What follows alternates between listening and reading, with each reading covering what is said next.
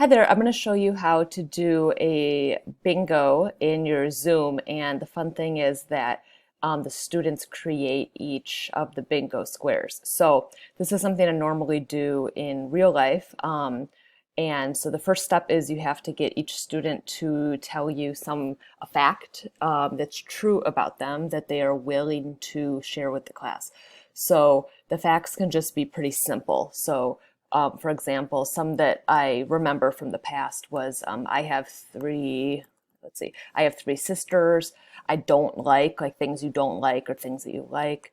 I have been to the Wisconsin Dells. I was born in Ethiopia. I have a cat. I used to live in California. I speak three languages. You get the idea. So, some of the sentence starters could be like, I love to, or I want to, or I am, describing yourself. Um, and the more detailed, the better for this game.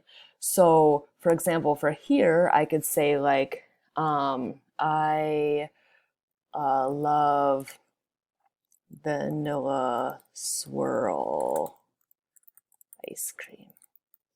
Okay, so the website we're going to use, thank you, Alonzo, for teaching me about it. It's called Bingo Baker, and it makes your own bingo card. So what you need to do is have your students individually chat you, like send you in Zoom a fact about themselves, and then the teacher is going to write them in each of the squares and leave the names off, and then choose the 4x4 because our stars are about 18 students. So we want about 16 grids, but then you can do the extra ones down here because you're going to have a few extra, and you can do one too. So you can say, like, for me, I was born in Michigan.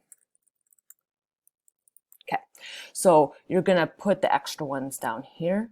And then here's the fun part. You're going to click public and then generate. Okay, so this is what the bingo card's going to look like.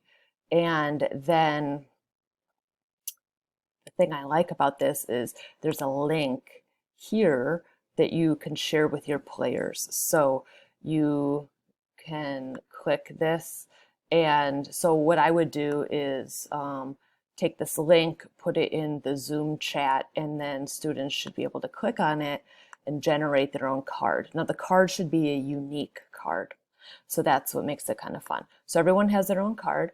And then you can go around the Zoom and be like, okay, Maria, tell us your fact. And she'll be like, I have a lizard.